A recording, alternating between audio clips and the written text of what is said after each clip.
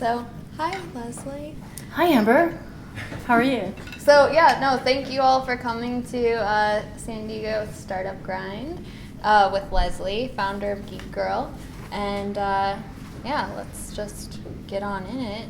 So, I guess for everybody that's here that doesn't already know Leslie and know what Geek Girl is, can you tell us a little bit about Geek Girl? Sure. So, Geek Girl empowers women in tech, and that's kind of the easiest thing to say, but it could be from a very beginner novice situation, working with young girls in STEM, getting them into technology. It could be with, as we call it, the startup savant. So it could be someone who's a startup who's into coming to pitch at anything that we're doing or looking for more technical skills with their startup. But 25% or more of any events that we do, meetups, our tech conferences or anything, are guys. So anything that we do, if we're teaching JavaScript, it's not JavaScript and tampons. It's just JavaScript. So girls can come, boys can come. It has nothing to do with the technology. The reason I started it, because back in 2006 and way before that, I was involved, I'm originally from the East Coast. So I was involved in the dot-com bust in Boston. So I worked for many startups there. Every 6 months, I would get enticed to go to a startup, and all of a sudden the investor will walk in and say, yeah, we kind of want our money today, so it might be a great idea if you'd leave the office. It was a tough time. Now it's a lot different. They don't do that as much. They still want their money back. So if you take the investment money, they do want your money. They want their money back. And there weren't a lot of women in tech when I was working for a lot of these startups. We worked on the marketing side, worked on the PR, design side, but there were never anyone who were really working on the technical side. Very, very few that you would have in IT. So learning from that, and then I started a development company when I met my boyfriend Chris, who I'm still with, 13 years. Yeah. And we still talk to each other. Maybe not after tonight. But we had a development company together, and what we found out is that a lot of our clients were men. But I did have so many of my friends who were women who just didn't understand a lot about technology, and they were asking questions about, since you know everything about tech, then you can fix my computer or fix my printer, and then show me about this new thing called social media or Photoshop.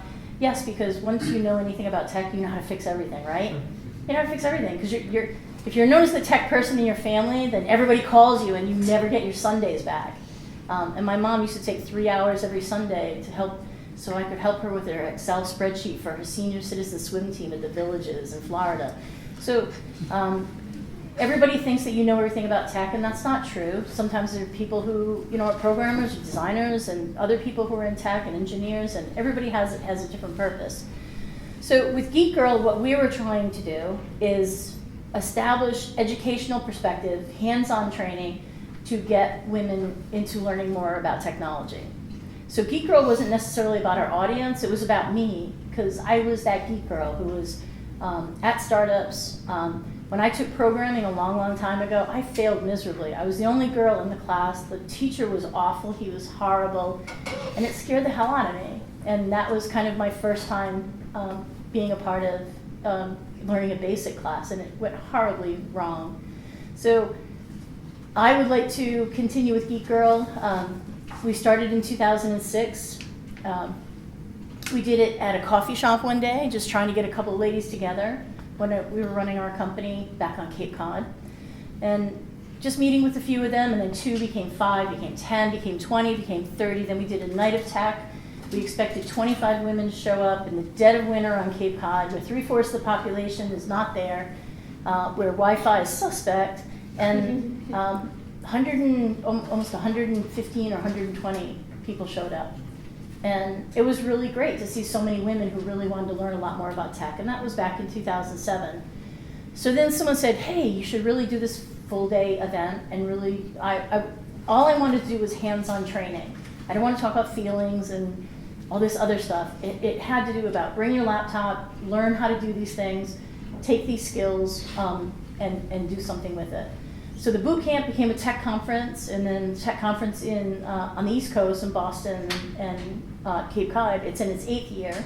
San Diego, we started 4 years ago, so we're in our 4th year in San Diego. We're doing an event in San Mateo.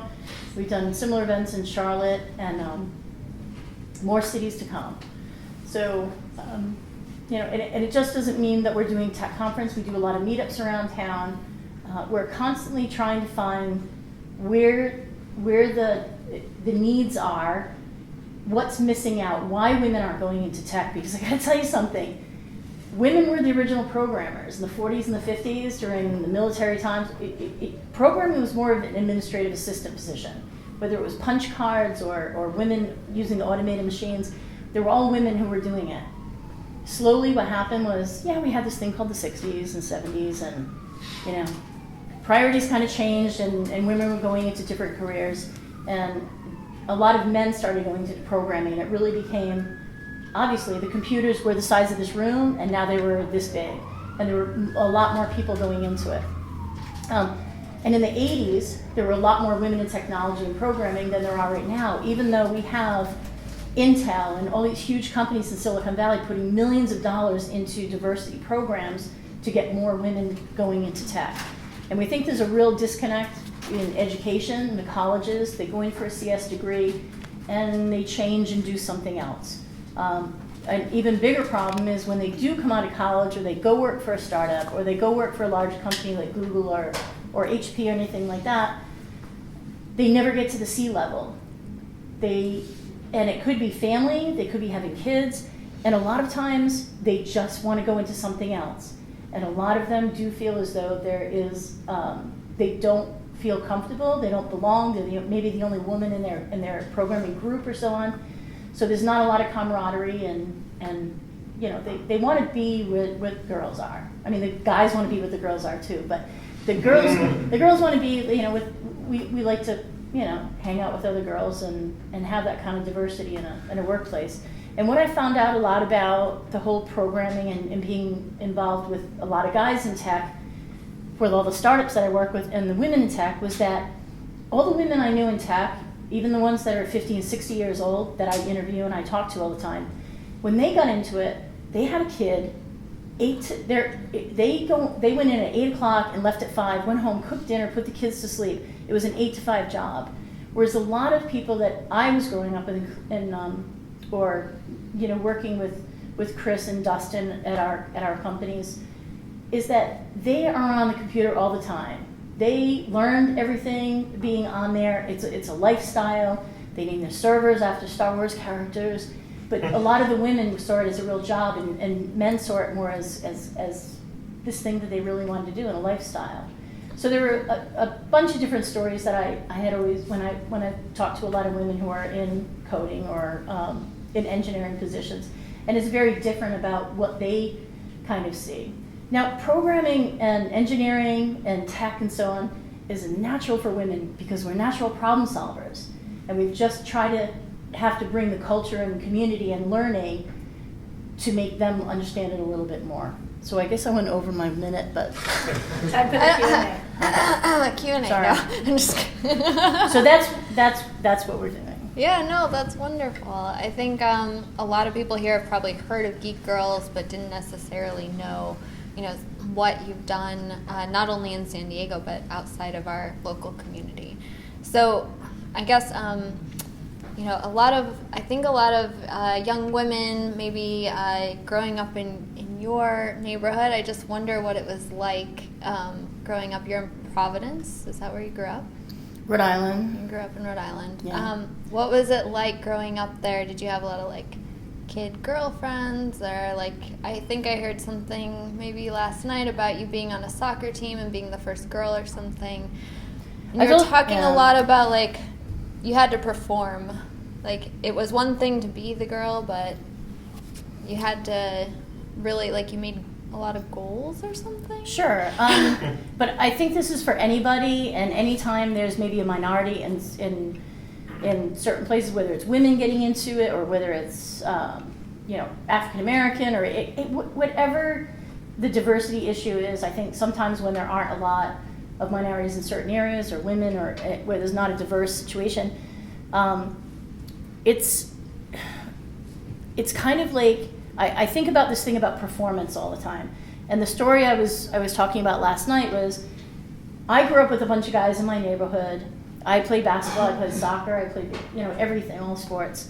And a lot of careers I went into, I was in the two-way business. I used to put antennas on radio towers. I used to do a lot of two-way radio frequency coordination, work with the FCC. I did a lot of things that there were no other women involved. But when I was growing up, it wasn't necessarily, I was very selfish, meaning I wanted to play soccer with all the guys, right? But it wasn't that I wanted to prove anything to be the first girl in the league to play. And the way you're able to, and it works in any community, if you want to get into that and you want to bust those myths or just be a part of it and be one of the people in it, it's all about performance. So I wasn't necessarily the first girl on my soccer team or the soccer league, but I was the first one that scored a goal. And when I did, when we did, we didn't have a basketball team in junior high, so I joined the guys team and I was the point guard. Guys accepted me. It wasn't a big thing. It was about performance. If I was scoring 21 points a game, I was doing a great job. So it had to do with performance. And I really try to bring that whenever I'm speaking to groups, especially with women in tech or women who are trying to bust into other areas.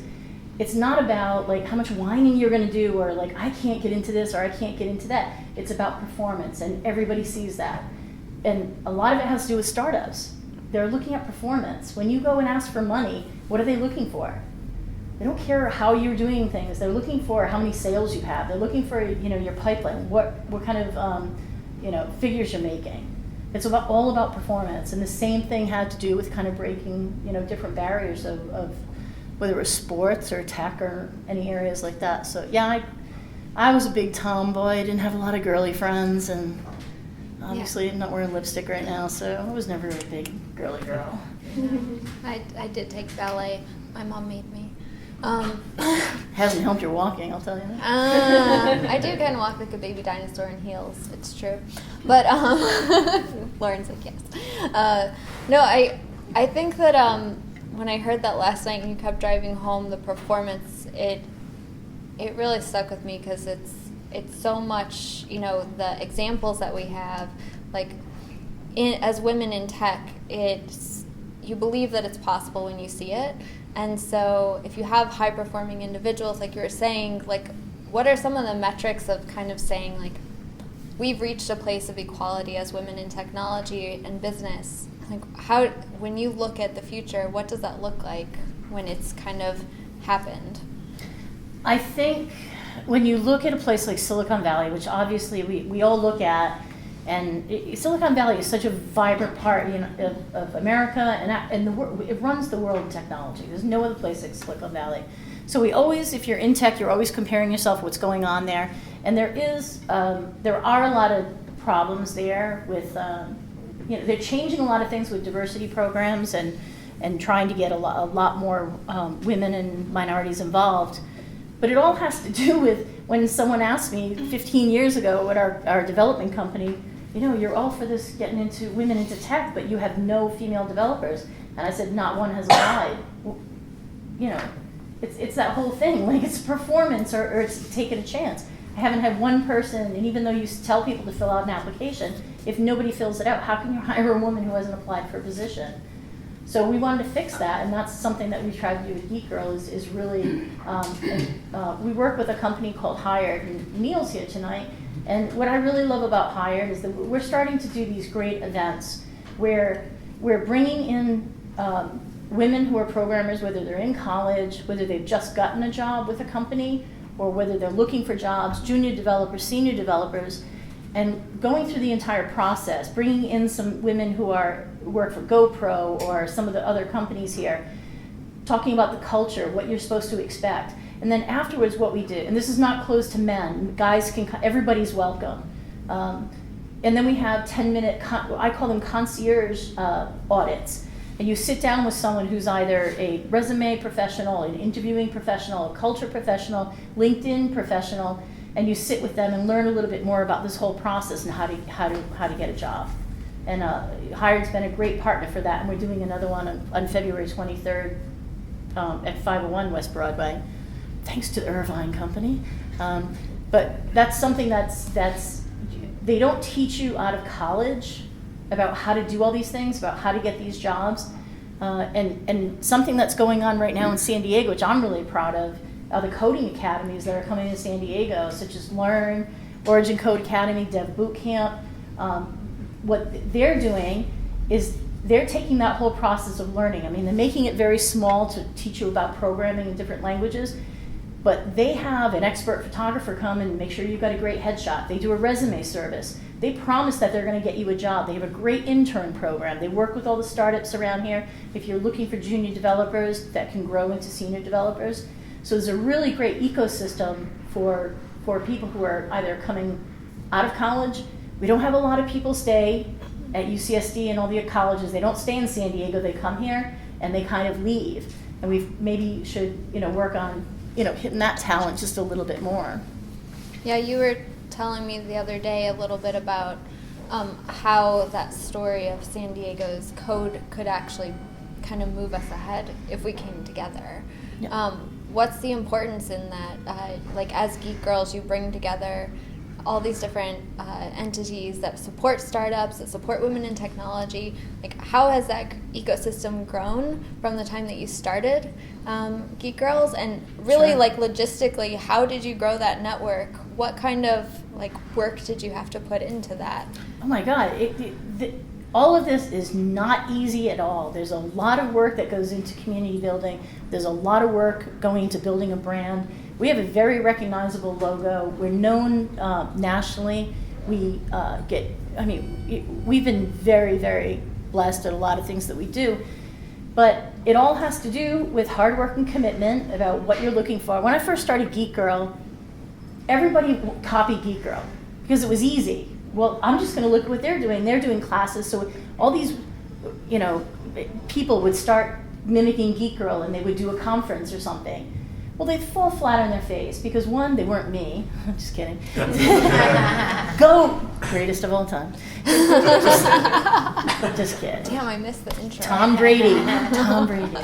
So the thing is, they didn't have a lot of things. And when you think things through about how are you going to do the process, the reason we have stayed on and we keep doing it and getting bigger and better and so on is because we have a process of doing it. And also, I love going out into the community. I love meeting people. I'm not afraid to talk to anybody, and I always tell people, I'm the resource. If I can't find an answer for you, I will get one. And I will find a person. Even if I don't know him yet, I'm going to know him tomorrow. And the goal was always to be a great resource for a community. When I first moved to San Diego, it was amazing at how fractured it was here. 5.5 years ago. People weren't talking to one another. It was crazy. It was like, does anybody know anybody who does this? And it's like, but I heard things. But it's like, no, there should be there should be resources. There should be, when you say, I'm looking for a developer, there should be, go to the user groups, go to a meetup, do this, but nobody knew. And then you have biotech and biomed and tech, and nobody's talking to one another. And Carlsbad and downtown, and well, who goes to Carlsbad? I'm just kidding. So the idea is that it was separation by distance. We were separated by technology. We were separated by a bunch of different things. Since then, I think we've hit that fractured entity and so on. And thanks to places like the Vine, the Rock, the co-working places, the companies who are coming in like Hired and the coding academies and everything, they're really bringing everybody a lot closer together in San Diego. And I feel for the first time that it's really gelling here, and a lot more people are working together. And we have new companies moving here all the time. Chris Memmott moved here from Utah with Track Train, Exposure Tracker. We had Motorosa just moved here, the guys who were in the Techstars program in Detroit. There's a ton of it. They want to come to San Diego. The coding academies, I feel as though it's going to be a destination. Who does not want to come to San Diego for 3 months, come and learn code, surf, fish tacos, whatever? Come here as the destination. Do you really want to go to New York City in the wintertime and take coding classes? You're miserable. You don't want to go there. You want to come to San Diego. So it would be really great if all the coding academies work together and make sure that they're supporting each other and if one doesn't want to go into .NET or ASP, then the Ruby place can take them and really support each other and do things together, do events together. The money's all going to be spread around, but the more you promote your community, the higher you're going to be able to get there. And that's what I really believe. But when I first started Geek Girl, everybody wanted to copy it, and I was into collaboration. I was like, hey, if you just told me you wanted to do this, you could have been a part of it. But no, now, you did your one event and you can't do it again because nobody came to it. And I don't want to, it doesn't want to come across as being mean, but, why not collaborate in the beginning and try to make beautiful things together as opposed to competing against each other just because you think you can do better than the other person. And I don't know, Well, I think that's one of the great things with where we're at as a community as well, is that a lot, when I speak with Dev Bootcamp and Hired and all of these organizations that kind of have shared values and missions, they are really collaborating. And so that place of silos, we're kind of breaking that down and getting to a place where it's more supportive. How do people that want to support Geek Girls get involved, and what are some of the ways to be involved with Geek Girls? We have a meetup group that we do many events. We partner, like I said, with some of the dev companies or the incubators. I'm part of 1 Million Cups that meets every Wednesday on the 8th floor here. We have a presenter who comes every single week. And if you have a startup or app or anything like that, you can go to the 1 Million Cups page and apply. 1 Million Cups was started by the Kauffman Foundation, which is the world's largest nonprofit entrepreneurial organization, started by Mary Ewan Kauffman, who owned the Kansas City Royals. And it's a great program. They do a lot of other things. They had owned Start Weekend, all these other things. But they have 1 Million Cups, and it's a great thing. We have Startup Week that's going on, which is really awesome. We just had Convergence going on. There are user groups like crazy throughout the community, even if you don't know a lot about coding and you want to learn. I think people just have to get out of their safe place and go and explore other places and meet people. You never know where that opportunity is going to happen. I mean, we were talking about networking. Service businesses. You go to a networking thing and 5 insurance guys are jumping on you, and then it's exhausting. So I would say if you're kind of focused in certain areas, try to avoid that sort of thing, but go towards things where you're going to find the greatest return.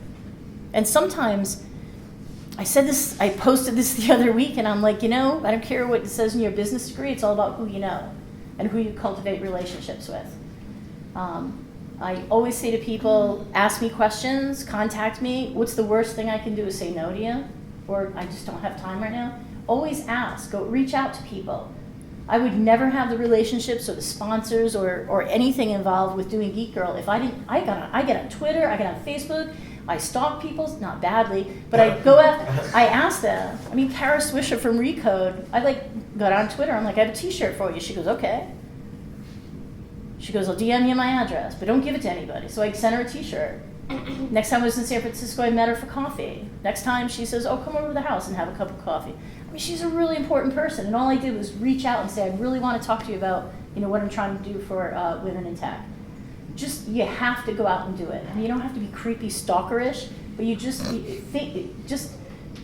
if you want something, just go and ask that person. And with the advent of social media, you can contact any celebrities or anything online anymore.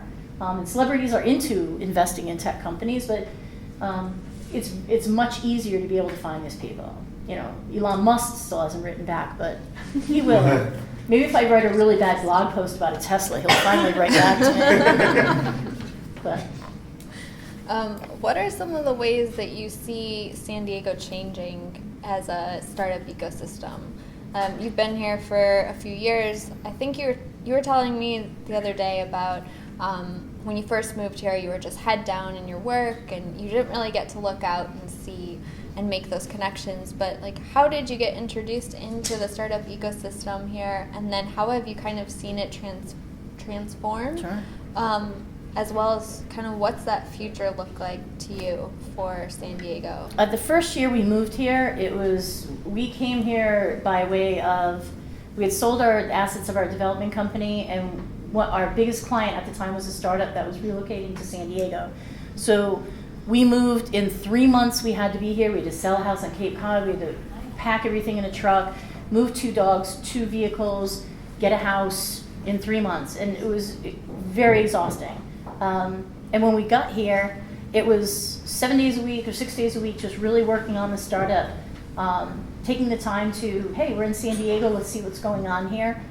We didn't know pretty much anybody here. If Chris and I knew maybe 2 or 3 people, but then we get to know more people, and you show up at events, and you talk to people, and you start telling people, yeah, it's just one of those things. When you keep showing up, people are going to see your face, and if you have something intelligent to talk about also, or if there's some goal or what you'd like to do, those are the people who will get you excited with ideas and start talking about really good ideas, and reaching out to people, and that's what I did a lot. It was great. People would introduce me to other people, and I would ask for introductions. I never waited for people to say, hey, well, so do you know this person? Can you introduce me sometime? No, to ask the person, just say, hey, do you know, can you, I'd really like to talk to this person. Can you send an email right now and get me introduced? Or you would just say, hey, I know this person, we haven't met before, but I'd really like to do that. And you've really got to be out there. And if you really want something, you'll keep doing that and reach out to the people that you really need. And believe me, some people are very embarrassed to do that. What's going to happen? If you're writing to Elon Musk, he's going to forget. You know how many people attack him on a monthly basis? Who cares what you say to them? Don't be embarrassed if nobody answers back or says they can't help you right now. Just build it in your thing that says, okay, well, I'm going to make sure, you write back to them and say, in 6 months, I'll send you another email and tell you how far I've gotten along. They might perk up a little bit and say, oh, I'll take the email next time. So, I don't know, you got to be bold. You got to grow balls. So. Do you feel like San Diego needs to grow balls, or do we have some? I think 4.5 years ago they really did. It was kind of like, God, it's so. Well, then again, I was from the Northeast, so when I moved here, my shoulders were like this, and it took 2 years for me to go like this. So if you know anything about the Northeast, it's like this. You work like this, especially like New York, and you expect things to happen, and if things aren't happening, you stare at your email and why aren't they writing back? Why aren't they writing back? And everyone said to me, oh God, when you go to California, they don't work there. Like, they don't wake up too really late. They don't work. Everybody in Boston said this. When I get out here, I started working with people who, they'd go surfing at 6 a.m., but they're in their office at 7. And they didn't leave till 8 o'clock at night. I found the most dedicated people for a lot of companies that worked here in Southern California.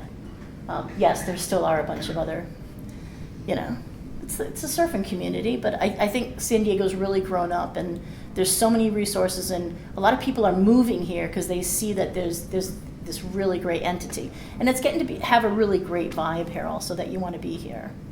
What are some of the things that you do outside of Geek Girls? Because we're in San Diego and there's obviously Surf Sun and all this goodness, but I know, and I think I don't even know all the things that you do, but you have a diverse array of interest in extracurriculars. Like, what are you in my closet tonight? What are you doing at the house? You like, sometimes I'm just blown away, like Wolverine parks and things. Like, what are some of the things you like to do that are outside of tech? I love to cook. Love spending time with my Australian Shepherds. We're foodies. We like going out. Ocean Beach, Dog Beach is the best place in the world to bring your dog. And there's so much beautiful stuff going on here. There's great events going on. Sometimes you get very sucked up if you're in the tech world. That's all I think about. How do I grow Geek Girl? And how do I do this? And how can I make 1 million cups better, or Startup Week, or all these other events that we want to do? Like, how can I make this bigger and better and better? But then you need to focus on those other things that you really love to do. And those are some of the great things to do. Target practice. I mean, that's Second Amendment rights. I can say that. Definitely a lot of different stuff. Yeah. Oh, yeah. Well, Stainless steel kitchen appliances, military hardware. What are like pipeline, like just distant dream kind of things outside of Geek Girl? What would you develop? What kind of products, services, or other would you endeavor into? I would love to have a farm, and I would like to. I have 3 Aussies. 2 of them are adopted from bad situations. So I would definitely have a farm and get as many Aussies there as possible. And then I introduced Chris to some goats and chickens, and he seemed to like that. So I don't know, he's Asian, so I was kind of wary, well, what was going to happen to those chickens and goats one day? I'm kidding, Chris. I'm kidding. So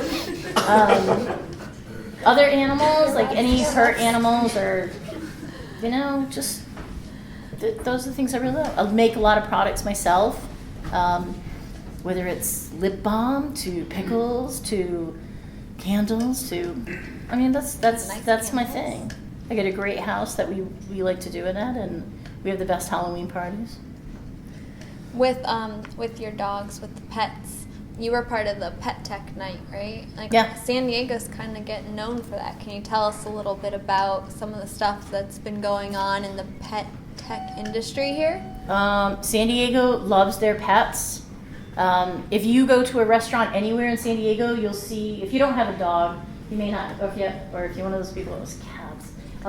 So you'll always see a water bowl next to every place, or you see like little dog bones. Every restaurant, every shop, you go into Home Depot and people have their dogs, and it's amazing. Back on Cape Cod, if I brought my dogs on the beach, there would be these 88-year-old people with canes going, "Get your dog off the beach!" Here it's a lot different. People love their dogs here. They don't want to scold them. They have, like I said, they have water out everywhere. What we did a night called Pet Tech Night, and what I wanted to do was take tech companies who are catering to the billion dollar pet market, and we did it at Mission Brewery, and you can bring your own dog. So everybody was bringing their own dog. Clever Pet was there, Ento Bento was there, Real Pet Food. They're all trying to make better products for your pets.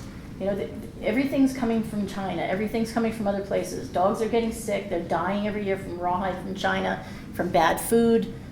So a lot of these companies, Ento Bento, if you know about them, they're in San Diego. They're making it from grasshoppers, which is a sustainable product to use for flour. They're making treats and food through that. Real Pet Food is taking organ meat and drying it out, and they have a great subscription box program. So they started here. And Clever Pet was at CES recently. So if you want to teach your dog how to, play for their food, it's a robotic sort of game where they can play for their food, and it's pretty cool. So if your dog is food motivated, like my Pepper, he was there the whole time, just hitting it, food would come out, and he's so smart. But that was a really great night, and the news came and covered us, and it was awesome. So we'd like to do another Pet Tech Night, and we also want to go into all different types of things, whether, we have a great, think about the beer companies and all the brewing companies. Do you know that 2 of the largest yeast companies in the world are here in San Diego? There's companies here that just brew yeast for brewery companies, and they're here. And one was started by a professor at UCSD. I think we have brilliant people here from the schools, the colleges all around here. We have people, I meet people constantly who are not, it's like, oh my God, really? You're involved in that company? There's really, really cool companies here. Think about it. When the Ebola crisis was going on, when those doctors were sick from the CDC in Atlanta, the company in Carlsbad was the one that sent them the serum to do it. So there's really awesome companies like that all around San Diego. And I wish there was a way that we could really pull together and kind of have more of the, getting more into what's going on in the biomed and biotech, because I think it's a pretty cool area to go into. Yeah, we have some good stuff happening here. It's a pretty exciting place to be right now. It's just very expensive to live here. And that's one of the bad things about here is that I don't know many people who own houses here. A lot of people are renting, and it's not a bad thing. It would just be really nice, and I know everybody says, oh, you're paying for the sunshine tax. there's got to be better ways about having more affordable housing here, especially if people are bringing their startups here to start something new. There really should be. I remember back in Providence back in the day, Providence, Rhode Island was a total pit. Buddy Cianci was the mayor. Vote for me because I can't, because he was a convicted felon, and then he won. And then he won being mayor of Providence again. He just died recently, but he took Providence. No one wanted to go downtown into Providence, and you had Brown University, RISD, you had all these beautiful colleges, and you had this wasteland that nobody wanted to go into. It was awful, and then he cleaned that entire place up. Yes, he was with the mafia, but they did a really great job. And what he did, and this is one of the first in the country, but he designated this 15-mile area in some of the worst parts of the old, the Industrial Revolution started in Rhode Island. That's where, everything started at Slater Mill. So all these old mills and so on he took, and he got small companies like jewelry makers and silversmiths and everybody to come in there and started doing the loft thing. And he was really one of the first guys who tried to do that. And they didn't have to pay tax. They didn't have to do certain things for a year. And that's going back 25, 30 years ago when I was working in Providence. So ideas like that can happen even in the most crazy places. I think here is that the cost of living for a lot of people in startups, and every startup I talk to, well, a good portion, they're working another job and then they're doing the startup at night. It would be really nice if they could work on their startup all the time and be able to afford the other things.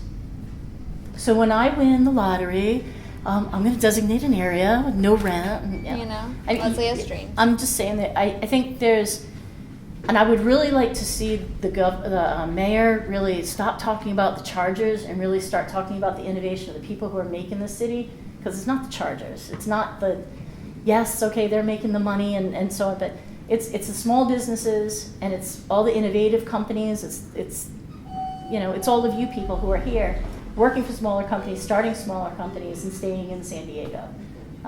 Because if things don't get a little bit better, then the companies who are all coming here because they love working here are all going to start leaving. And we don't want to have that happen.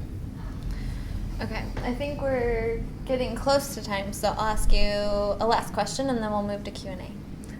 If I just moved to San Diego and I had no idea anything that was going on in startups, and I was like, I'm interested, but I don't know. What are a few resources, say 5 or so, that you would suggest, like, hey, here's your week in San Diego, this is what you do. Get plugged in. Beforehand, I would do a lot of research. It's one thing that people never do. When they come to a city, they never realize that there's Startup Digest, there's Startup Grind, there's all these resources that are national organizations that go to every city, 1 million, all of these things. So I'd look on it as a national basis and find out what's going on in that city, what resources are there and established that we can go to in those meetings. I would also look at sdtechscene.org, which is a great site for all the user groups that are going on. Of course, I go to Geek Girl, obviously. But I would look at a lot of resources and just find out a lot of the co-working places are really good because a lot of the events happen there. And each co-working place is very different. What the Vine does, what the Rock does, what Third Space does, what, all the different, like what you're doing, all the different places are doing something different. And what would be really nice is to tie all those co-working places and everything together to make sure that we're on this really great schedule. So we're not doing this 3 outstanding events on one night and then there's nothing else going on for that week. So if there's a lot more, of that going on and talking, that would be really great. But a lot of it has to do with also finding people. There's a couple of girls who moved here as programmers and they found me and they reached out and they said, hey, so I'm planning on moving there. Do you know of any companies I should really apply for? And I was more than willing to help them out, and they moved here, and one of them has a great job at Intuit and a couple of other places. So I always would say find organizations, go on to Meetup. Meetup is a great source for finding other things that are going around there, and show up at groups and just kind of meet people. Yeah. Don't go to the Chamber of Commerce. No offense. I'm sorry. Unless the Chamber of Commerce and the city start doing things to really put money behind, all talk and everything. I mean, they're concerned with service businesses and all these other things. And I would just say that, it's great for networking, but I really think that I would go to the people who are in the startups in the community here, because we have a very strong and dedicated community, and that's where you go. I just don't know what a Chamber of Commerce is going to do to help any of you, except if you need health insurance, and I don't even think they do that anymore. So I'm not down on Chambers of Commerce. I just don't think that they're 10 years behind on what we're really trying to do in San Diego. And I think we're doing a good job. Thanks. Do we want to take some questions? I'm a little opinionated, so I'm sorry if you can disagree at any time. Just to finish it, because I feel like we're wrapping on Chamber of Commerce, and I'd rather give you one last. Can you share with us just the vision of Geek Girls in say 5 years down the road? What do you hope Geek Girls has accomplished? I would like to see it in many more cities, having more people involved, having an impact that if young girls are coming to any of our events or so on, that they actually go into programming and engineering and tech skills and so on. I think the worst thing that a mother can tell me right now is, oh, my girl's a geek girl. She knows how to use the iPhone. It has nothing to do with it. It has to do with the fact that get her into gaming, get her into, there's so many great careers for women getting into tech, creating her own app, creating her own tech company. And being able to do things like that. So it's not about using your phone to make you techie. And we got to kind of convince the parents and convince some of the younger kids and younger girls who want to go into those areas. Okay. Leslie, I know Amber asked you to talk a little bit about resources. You're really well connected here in town. What do you think are the areas where anybody who has a startup idea can go to make the connections that they need to try to move their idea forward? Are there, like you said, the co-working spaces, the incubators, accelerators in town, on the university campuses? Sure. What would you suggest anybody with an idea do to get started today? Any thoughts on that? There really are, like I said, a lot of the co-working places are more like incubators these days. So it's not when you used to go to co-working places, it was just you go and work and you kind of put on your headset and whatever. Now they're more as an incubator, and everybody wants to start doing and nurturing more businesses. People who are not from tech backgrounds want to get more involved, whether they're attorneys or lawyers or anything, they want to get involved. So there's a lot of resources that way. Like I said, just if you start going to a couple of meetings, people are going to introduce you to other people. You want to find out, you want to go into Angel List. You want to find out what tech companies are in San Diego already, what level they're at. Who are the angel investors in it, or venture companies or so on. Find out who the angel investors are in town. If they're speaking at an event, go and talk to them. Pitch Fest, demo days. We have a ton of those going on all the time here. As I was saying before with 1 Million Cups, 1 Million Cups is in Bismarck, North Dakota and San Diego. It's the only game in town in Bismarck, North Dakota. There's not a lot going on besides the igloo competition.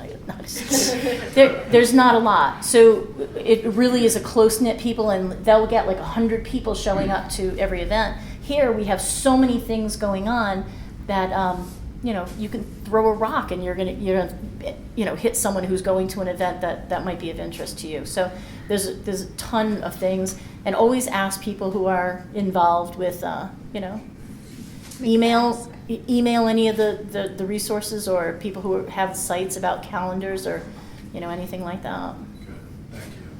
And don't be shy about it. And if they don't write back, here's my biggest pet peeve: if people don't write back to you, write again. Sometimes there's this thing called spam filters, and sometimes it just gets bypassed. The sales cycle, what do they say? 15 times or so on before you get that sale. Right. Just if you... 7 touch points. Okay, 7. So just if someone doesn't answer their email, That's it's probably 15 be is that they're stalker. traveling, something happened. They could be in the hospital. Who knows? Just keep trying again. Don't give up on one time. That's a loser. Just keep doing it. I feel like Donald Trump. I can't believe I just said that. Loser. This is huge. San Diego's huge. It's huge right now. So, Well, thank you. Ah! Now it's time for questions and answers. And we have about 20, 30 minutes. So please. So you mentioned your involvement in kind of evaluating the women in tech over many years. And I was wondering, how do you see that has changed? Has it improved? Has it declined? Is it about the same from when you started until kind of the environment now? And what do you think the reason for that is? Like, what motivated that? like I said, what I found out is that there were a lot more women in tech in the 80s than there are now. So you think So it's instead of things, declined?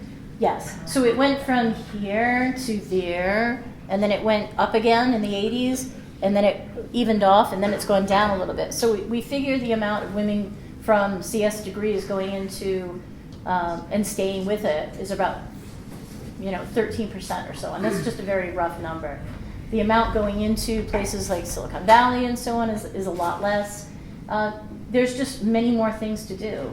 Sometimes there's this whole thing about when you work for a startup. How many here have a startup or running a startup or have been a part of that where you eat ramen noodles sometimes, right? You don't know where your money's coming from. You're working really hard at it.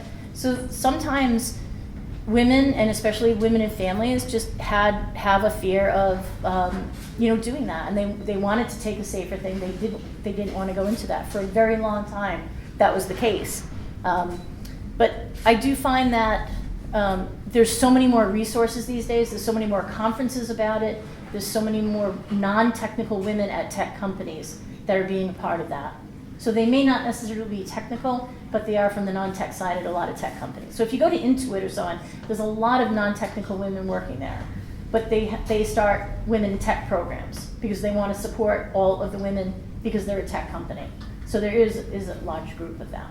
So do you think this decline is pervasive, or is it kind of limited to the startup environment? What about at the larger companies like HP and Google and Apple and companies like that? Is there a similar? Has there been It had more to do with similar how many trend? women are graduating with CS degrees as opposed to men. I think a lot of them go in, the amount of women who are going into CS programs was getting higher, but the amount actually graduating was going down. So they didn't stay with the program. So our goal was just find out more research about why they aren't staying in college with a CS degree, they're going into other things, and why if they go and work for a company where they're not staying to a C level, why they're dropping out before maybe within 5 or 10 years. And it's a lot different. If you think about a person like Meg Whitman, who was at eBay and then HP, everyone I know who works with Meg, she's not a woman in tech. Like, she's just Meg. You know what I'm trying to say? Like, she's crossed that boundary where it's not. Whereas I think Marissa Mayer and Sheryl Sandberg, to a certain point, are still at that level where they're considered like newer people in tech, and they're still, Marissa Mayer may not have a job very, very much longer, but they're, the same 5 women in tech are on every newspaper, and they need to start looking at other women who are CTOs like Padmaurice Warrior and the girl who's running TaskRabbit and all these others. And those are the new ones that are coming up, and I think they're doing a really great job. So I hate to say it's media because it's political year, because it is media driven, but I think a lot of these stories, they focus on just the same women in tech again and again and again, and they need to start moving and looking at all these other women. And a lot of them are women from India who are coming over here, China, and all different areas where they're starting companies, and they're just not getting a lot more publicity. And I think, I'm not trying to cause problems here, but I think because Marissa Mayer's blonde and cute, she gets a lot of press. And I do think that a lot of other women who are maybe, who haven't been here in the country for a long time, I don't think they're getting as much press because it's not a good story for people. Do you understand what I'm saying? It's just what I feel and what a lot of other women do feel as well. You know what might work, and I'm curious if you've heard anything about it, but having some kind of a roundtable for techs and startups, especially women-centered and supported by the city, but also the other 18, municipalities in the county, because this is really a regional issue, and if you focused, if you could perhaps champion it or want to get in the conversation, you know, it is an election year, and this is the time when politicians like starting programs like this Sure. and take advantage of that. But it seems like we need some kind of, because we have a really good, like Connect is a really great organization for life sciences, but there isn't anything close to that for tech. And what we really need is a diverse roundtable, not just women, but also Hispanics.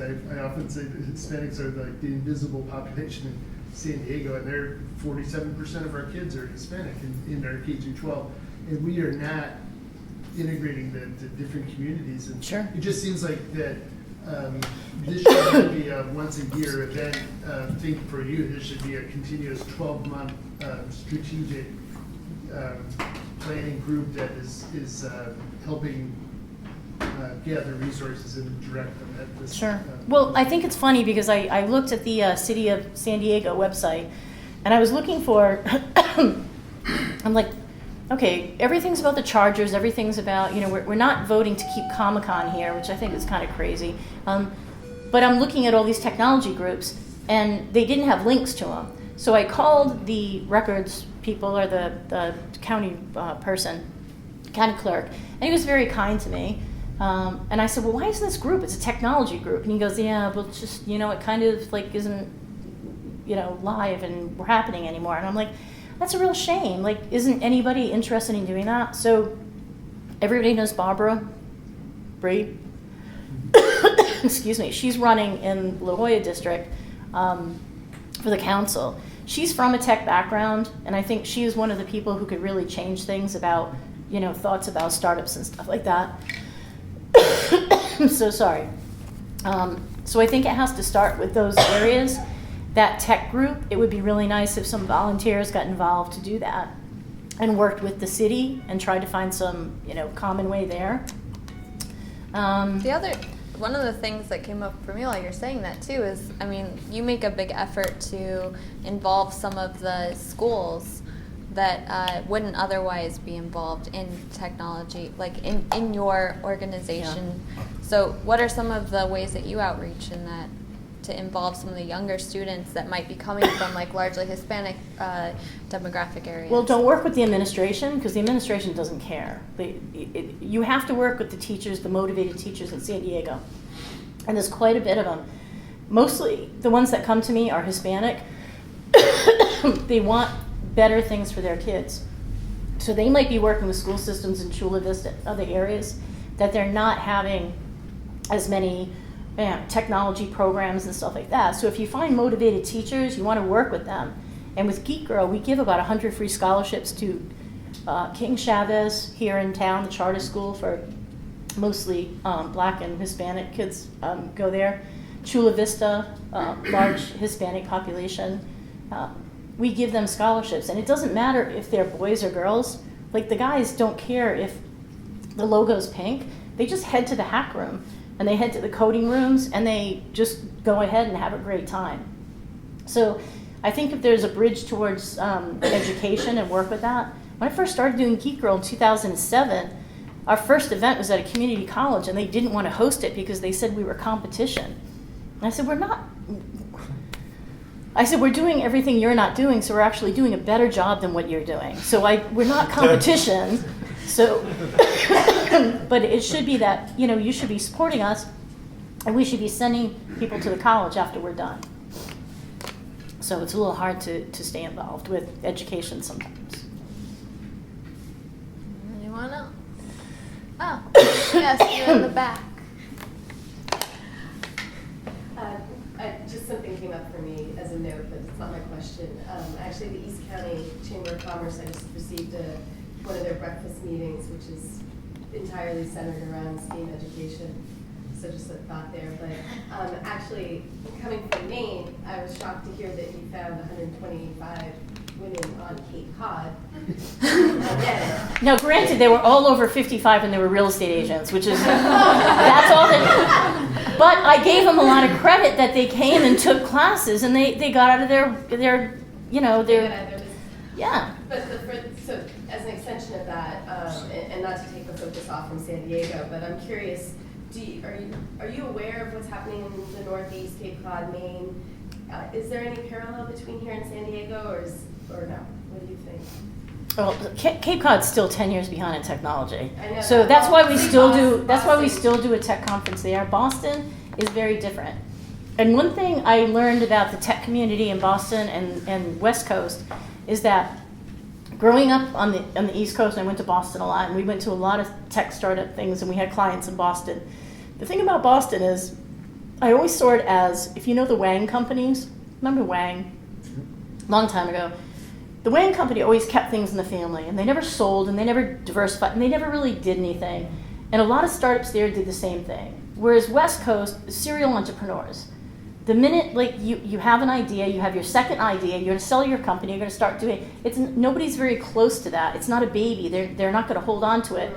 Maybe it's the Yankee philosophy from back in Northeast or something like that. But it was a very different sort of ecosystem between the two places. So when we do events there, they're different than what we're doing here.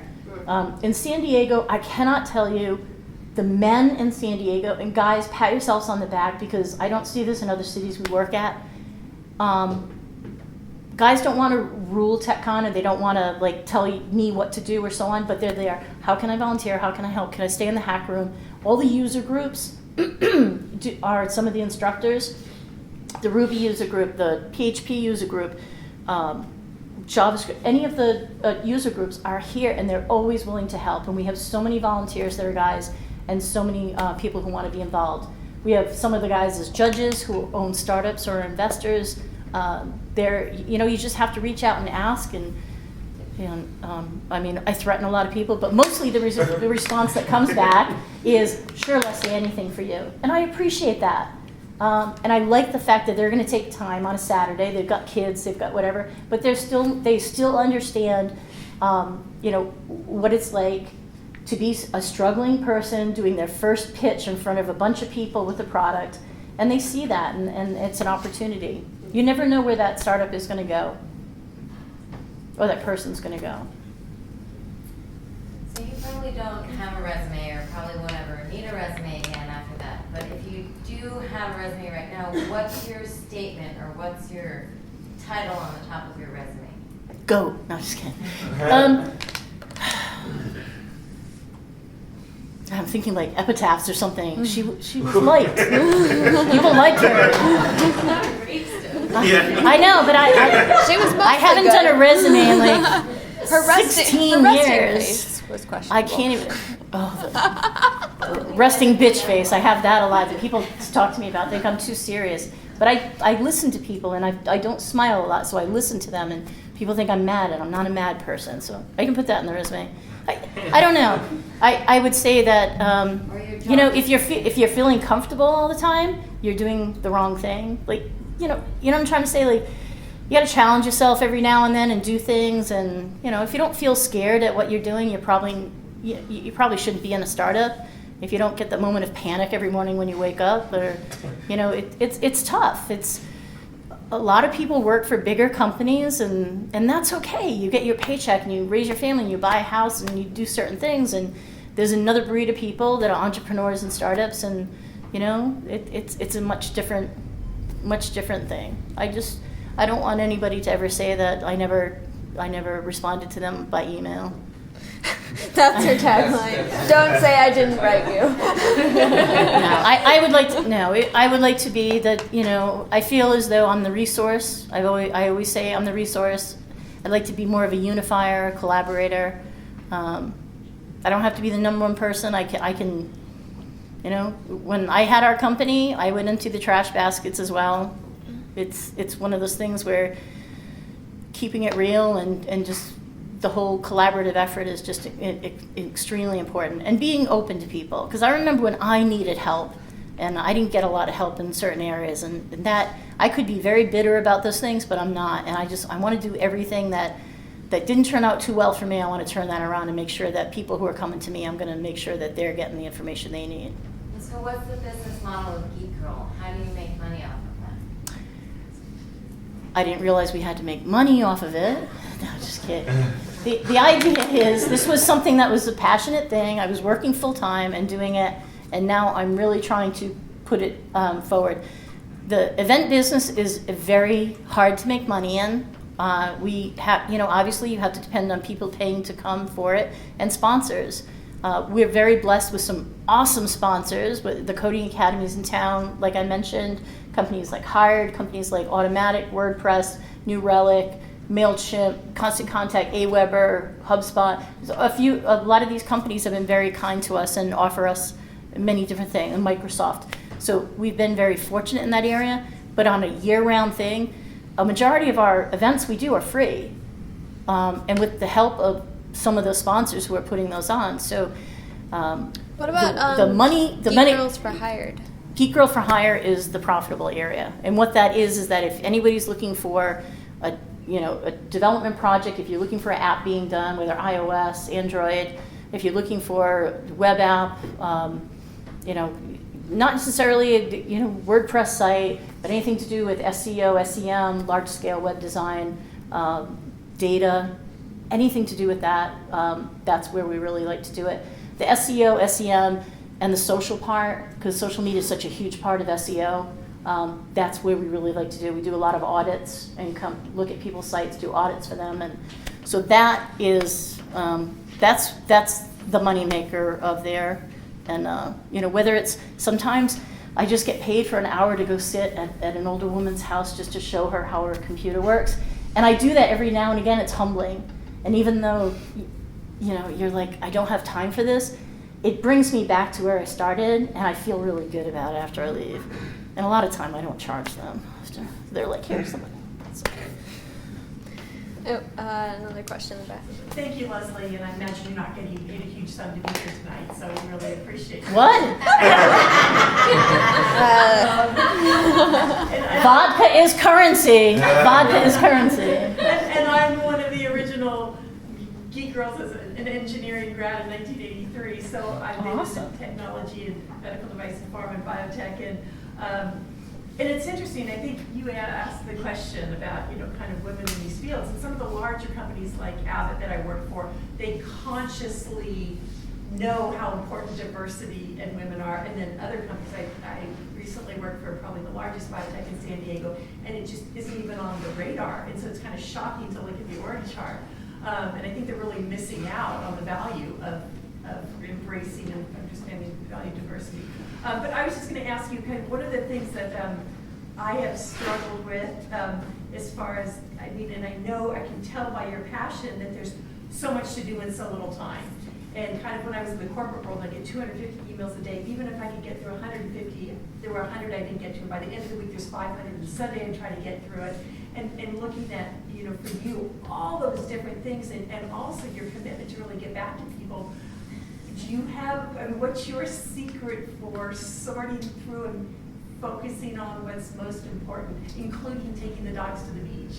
And, I believe in getting yourself a younger man. Chris is 13 years younger than I am.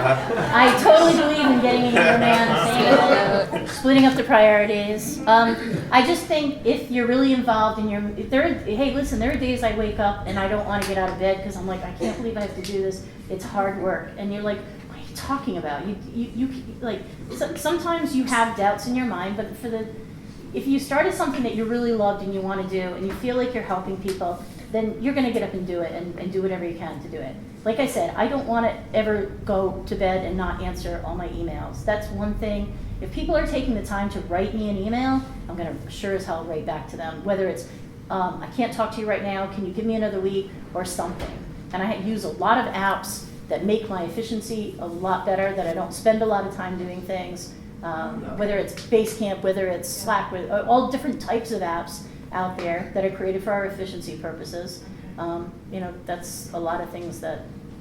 And I read somewhere too, as far as trust is so important. You talk a lot about collaboration, and the best way to build trust is to get back to people quickly.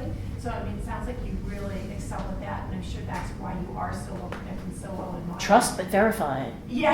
And even Facebook on their business pages now, they have how fast you respond to questions. Yeah. And I want to keep that within not 2 minutes, but I want to, and all emails are always answered within 24 hours. If not, usually 4 hours is And the that's longest I do. Hats off to you, so for doing that, because that's something I haven't been as successful. I'd like to. Unless you're from a third world country telling me I won the lottery, I don't respond to a lot of those lately, or Viagra and stuff like that. But I'll get Gmail and get a really good filtered system. It cuts your priorities. I use this thing with HubSpot that you can make sure people are opening up your emails and reading the content. And there's just a ton of tools out there that are going to make you a lot more efficient. Sometimes I amaze myself. I'm like, I'm done with emails. What am I going to do now? So you get your inbox to 0 or to less than 20 on a daily basis? Oh yeah, I fly through it. I fly through it really, really fast. Okay, all right. And I also use a plugin for Grammarly, so when I'm typing, it helps me spell everything correctly, so I don't sound stupid when I'm trying to be fast as well. So But I'm sure it's skimming too, right? I mean, you can't fully read, It's skimming. You probably get 400 emails. It's whatever, skimming. So you need to skim. it's skimming, and just it's the tone of what people are looking for and how I can help, and if I can't, I really say to them right away that, this is something I just, it's not in my wheelhouse right now, and try me again in 6 months, or this is a resource you might want to use instead. I just feel as though if I turn away an email, one of those emails is going to be really important that I missed out on, and that whole fear of missing, the FOMO thing. I just feel I'm just petrified they're going to miss out on something really big, and that's just something that keeps that keep going and so on. What's the best way for people to get in touch with you? I would say email. What's that email? I hate emails. See, this is the thing. If you want to reach me by email, it's leslie@geekgirlcamp.com. I'm much better at texting. I like texting. I can do a lot of emojis and stuff. Facebook, I accept everybody who's a Facebook friend. Just don't post a lot of pictures of cats on Roombas, politics, religion, whatever. Do you do LinkedIn? Social media is very big. I'm very active on social media. So LinkedIn? if the kids still use it, yeah. Is that old school? It is. It's starting to look like Facebook these days when people are posting cat pictures on LinkedIn, and it's crazy right now. So yes, it's still a great service for work and business and so on, but there's so many other companies that are doing a good job in the space of recruiting and hiring, and like Hired. I have to say them 10 times because they're a sponsor. So you're just going to find other companies that do that. LinkedIn's a huge behemoth. It's a great Rolodex, as everybody always says. I can go back and I can find certain people and search for them. I'm not as active on it as I should be. I just think it's really bloated, and I find some other apps and connecting with people much easier to do that with. You mentioned a lot of sponsors, but do you have any local sponsors? Like one big one that might be a natural partner is Petco, because of your love for pets, and they have a big diversity. Well, Jerry, if you know of someone there you can introduce me to, I sure love it. But Local do companies, you like I do- said, Learn Coding Academy, Dev Boot Camps in town in San Diego, Origin Code Academy, Hired San Diego, I had to say it again. But there's other people that take a great chance on us, and for the first time, Cox Cable is going to be a sponsor this year, There you go. because they're looking for an opportunity to get involved with like real people. Or And- because Google's coming into town. well, maybe, and maybe they read my complaints on Twitter all the time about I hate your cable service, and I just use Sling now, and I'm not going to pay for cable anymore. But I do use their internet, so internet's going to be one of those things. Well, and then what other kind of local services do you need to really pull this off? Because I know you partnered with USD for the event, but what other... Events are expensive to run. Yeah. We like to provide as many scholarships for kids as possible. Women who are out of work, there's a lot of women who got laid off by Qualcomm who are looking for jobs right now. I let them come to any of our classes for free, or any other companies that are laying off. Nonprofits, usually it's the one-person nonprofit, like the woman who's educating all those kids in Tijuana. I give her free class. For me to be able to do that, I'm blessed with places like Rock and Vine who let me come and teach here. But also with TechCon, it's an expensive venture to be able to do. So what And kind of sponsorship in-kind- is huge. What kind of in-kind- Sponsor a kid, or come to sign up for a ticket for TechCon, help volunteer, hang out in the hack room, do anything like that. We have a Shark Tank Pitch Fest. We have 12 female companies pitch at TechCon on June 18th. We're always looking for someone to maybe sponsor Pitch Fest and so on, and actually give some pliable things like hours at the lawyer, or maybe a cash prize, or all these other things. That's really big. And you'd be amazed at some of these companies who are coming to pitch. We get people from LA who are coming down to pitch. And the company that won is a company called iBesties, which makes STEM-related dolls for kids. And it's amazing. They had a successful Kickstarter, and they wrote back to me. They're like, we could have never done it if you didn't help promote us and get us through to everybody, because a good portion of people at Geek Girl supported that startup. So, I mean, the Kickstarter. So I was very proud of that. Just had a question about what you mentioned. Where is it going to be this year? At the Joan Kroc Center, Okay. the Peace Center at USD. That's where we've had it every year. It's a great facility. It's very safe for kids. That's why I like it. It's all in one building. And the youngest person at one of our events was 8. The oldest was 88. It was an 88-year-old grandma who wanted to learn to use Skype and to see her kids, and it was awesome. The younger kids, I would say more if they're 10 or 12, they're going to get more out of it. This 8-year-old was very precocious and was willing to just learn anything. But the kids, helping the kids out, appealing to a lot of groups. We work with in San Marcos, Migrant Farmers Work with Bureau, who helps a lot of the kids and whose parents are, whether they're, I hate that word, paper baby. You know what I'm trying to say, like who are born here, their parents may not be. Their parents are nervous to come to events sometimes because they think they're going to get arrested. They don't know English that well. We're trying to get those kids and bring them here. My goal is, if I could do anything in San Diego, it would be, a lot of these kids aren't going to go to college. They're just not going to do it. They don't have the capacity to do it. If they have a free day, their parents want them to work a second job. So a lot of times they can't come on a Saturday to an event. So what we want to do is work with the parents through these, bilingual groups, make sure their kids are coming. If the parents want to come too, I'm more than happy to have them come. But get them, and everybody get them into coding or all these other skills, have them become junior developers. If they're not going to go to college, let's get them into a program where they're going to make $20 an hour as a junior developer for a company or working somewhere. And then, granted, all these companies in San Diego will take that kid and send them to school or something, or send them to classes, or send them to Full Stack Conference with New Relic or anywhere and take more classes, or send them to RailsCon or any of the conferences and get them to be to a senior level. And they may not go to college, but I tell you what's the number one desired profession and what everybody's getting into and what we need more of in this world? It's not lawyers. It's programmers. So if we can get more people into those certain areas and they can start at different levels like that. And if they're not going to go to college, let's try to get them. We need an experienced workforce. We need a very valued workforce that's going to, all these 21st century jobs that are coming around. So that's how I would, if I was running for mayor of San Diego, There's it. that's what I would do. You announce your candidacy? And the Chargers can leave. I'll bring the Patriots in because we want a winner in San Diego. No, just kidding. So that would be something I'd be very interested in, is having more of these groups and the dev companies and I've already talked to them. We really want to appeal for any kind of credits or educational credits where kids can come into these programs at over 18, of course. But if they're not going to go to college, let's get them into some kind of education. It doesn't mean you have to go to college for education, but it would be nice. College is getting really, really expensive. So, Thank you. yeah. We can have one more question. What's your favorite thing to cook? Favorite thing to cook?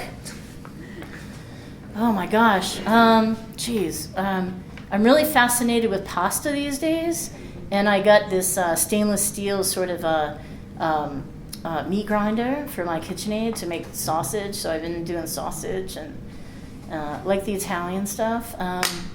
Geez, I don't know, anything. I'll cook it. I've been to Leslie's for Thanksgiving. She made 3 different types of stuffing. Well, you gotta have one without meat. You gotta have variety. No, she's an amazing cook. Anybody else? One more? You guys are all good?